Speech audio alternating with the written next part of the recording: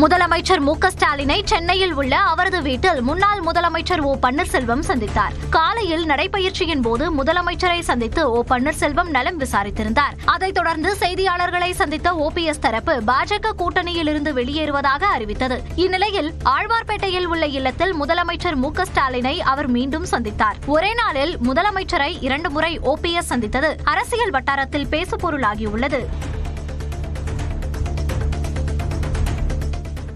அரசியலில் நண்பரும் இல்லை, எதிரியும் இல்லை என ஓ பன்னீர்செல்வம் தெரிவித்தார். சென்னை ஆழ்வார்பேட்டையில் உள்ள வீட்டில் முதலமைச்சர் மு க ஸ்டாலினை 40 நிமிடங்கள் ஓ பன்னீர்செல்வம் சந்தித்து பேசினார்.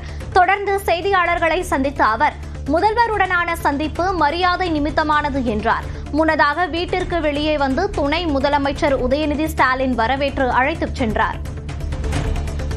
திமுகவுடன் கூட்டணி வைக்கக்கூடிய வாய்ப்பு இருக்கா அல்லது அது ஜெயலலிதா அவங்களுடைய முடிவுப்படி தீய சக்தி எல்லாம் பாக்குறீங்களா? எதிர்காலத்துல அரசியலில் நண்பர்களும் இல்லை, எதிரிகளும் இல்லை என்ற நிலையில்தான் கடந்த கால வரலாறு. எதிர்காலத்தில் தேர்தல் நெருங்கின்ற போது எதுவும் நடக்கலாம்.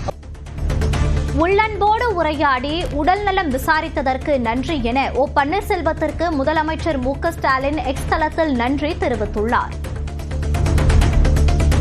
தாவேக தலைவர் விஜயுடன் தானும் பேசவில்லை என அவரும் பேசவில்லை என முன்னாள் முதலமைச்சர் ஓ பன்னீர்செல்வம் தெரிவித்தார்.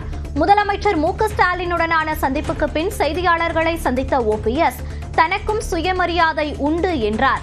மேலும் அதிமுக பொதுச் செயலாளர் எடப்பாடி பழனிசாமி வாழ்த்து கூறினார். எனக்கென்று ஒரு சுயமரியாதை இருக்கிறது.